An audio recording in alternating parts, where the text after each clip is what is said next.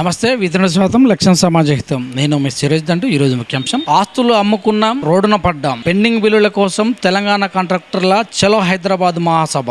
వివరాల్లోకి వెళ్తే, రాష్ట్ర అభివృద్ధిలో భాగస్వాములమవుతూ ఊరూరా రోడ్లు వేసి భవనాలు కట్టి తాగునీరు, విద్యుత్ సౌకర్యాలు అందించిన చిన్న మధ్యతరగతి కాంట్రాక్టర్లు నేడు బతుకుదెరువు కోల్పోయి రోడ్డున పడ్డారు. రోడ్డు భవనాలు, పంచాయతీరాజు, ఇరిగేషన్, మున్సిపల్, విద్యుత్ వంటి కీలక శాఖలో పనులు చేసి దాదాపు 4 ఏళ్లు గడుస్తున్నా ప్రభుత్వం నుంచి బిల్లులు రాకపోవడంతో వారి జీవితాలు అతలాకుతలమయ్యాయి. Hyderabad Madhapur builder association of India భవనంలో కాంట్రాక్టర్ల పెండింగ్ బిల్లులు చెల్లించాలని, చలో హైదరాబాద్ మహాసభను విజయవంతం చేయాలని చలో హైదరాబాద్ మహాసభ పోస్టర్ను ఆవిష్కరించారు. ఈ సందర్భంగా ఏర్పాటు చేసిన మీడియా సమావేశంలో కాంట్రాక్టర్లు మాట్లాడుతూ, తెలంగాణ వ్యాప్తంగా 5 లక్షల నుంచి ₹1 కోటి పనులు చేసే చిన్న తరహా కాంట్రాక్టర్లే అత్యధికంగా ఉన్నారని, పెద్ద పెద్ద బిల్డర్లకు ఆర్థిక వెసులుబాటు ఉన్నప్పటికీ అప్పులు తెచ్చి పనులు చేసిన మధ్యతరగతి కాంట్రాక్టర్ల పరిస్థితి మాత్రం అత్యంత దయనీయంగా మారిందని, 5 ఏళ్లుగా ఓపిక పట్టాం, ఉన్న ఆస్తులు ఇల్లు తాకట్టు పెట్టాం, బ్యాంక్ బ్యాలెన్స్ అంతా శూన్యమైంది, అప్పులు ఇచ్చిన వాళ్ళు ఇంటి మీదకు వస్తుంటే తలదాచుకోలేక ఇంటికి వెళ్ళలేక రోడ్డున పడ్డామని, ప్రభుత్వం మమ్మల్ని ఎందుకు ఇంత చిన్నచూపు చూస్తుందని కాంట్రాక్టర్లు కన్నింటి పర్యంతరమయ్యారు. గత ప్రభుత్వం తమ బిల్లులకు పక్కన పెట్టడంతో తీవ్ర నష్టాలు చవిచూశామని, కొత్త ప్రభుత్వమైన తమను ఆదుకుంటుందని ఆశపడ్డామని, కానీ ఇక్కడ నిరాశ ఎదురవుతుందని వారు వాపోతున్నారు. రాష్ట్రంలో అన్ని రకాల సంక్షేమ పథకాలకు నిధులు కేటాయిస్తున్న ప్రభుత్వం రాత్రింబగళ్లు కష్టపడి పనిచేసిన తమ బకాయిలు ఎందుకు చెల్లించడం లేదని నిలదీస్తున్నారు. పెండింగ్ బిల్లులు రాక అప్పుల బాధ తలలేక ఇటీవల నాగర్ కర్నూలు జిల్లాలో ఒక కాంట్రాక్టర్ ఆత్మహత్య చేసుకున్న సంఘటన వీరి దయనీయ స్థితికి అద్దం పడుతుంది.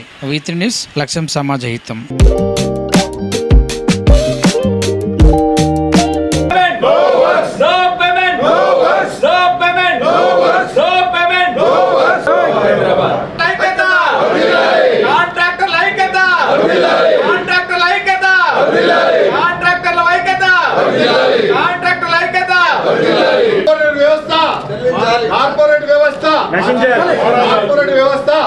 ఎలక్ట్రానిక్ మీడియా వచ్చి ఈరోజు మా బాధలు వింటేందుకు వచ్చినందుకు, మీరు మా ప్రజాస్వామ్యంలో 4వ స్తంభము, మీరు డెమోక్రటిక్లో మీరు ద్వారా మేము ఒక మా బాధ గోస మేము చెప్పుకోవాలనుకుంటున్నాము.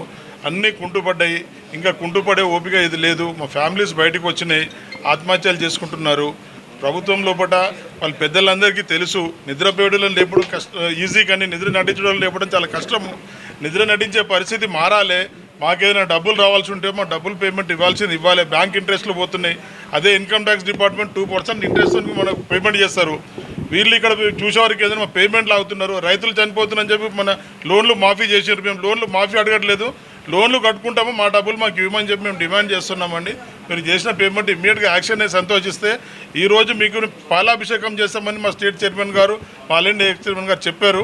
కాబట్టి మేము అందరం కూడా రుణపడి ఉంటాం. మీది ఒక స్వర్ణయుగం అని మేము ఎక్స్పెక్ట్ చేసినాము, అది మీరు ప్రూవ్ చేయండి. మేము ఎందుకొరకంటే ఈరోజు మేము ఇంట్లో నుంచి బయటపడకపోతే, మా ఫ్యామిలీస్తో బయటపడకపోతే మాకు న్యాయం జరిగేటట్టు లేదు. కాబట్టి మీ ద్వారా వాయిస్ గవర్నమెంట్ చూలో చేరాలని చెప్పి మేము కోరుకుంటున్నామండి. ధన్యవాదాలు. మీడియా సమావేశం ముందు తెలంగాణ స్టేట్ చైర్మన్ రవీందర్ రెడ్డి మాట్లాడుతున్నాను.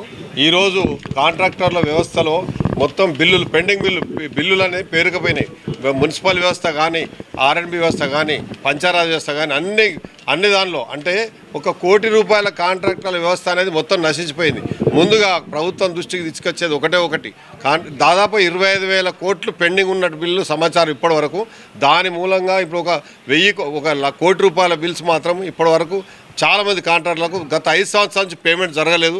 ఆ పేమెంట్ ఇమ్మీడియట్గా ముఖ్యమంత్రిగా చొరవ తీసుకొని ఆ పేమెంట్ ఇప్పిస్తారని మా ఆలోచన ఉన్నది.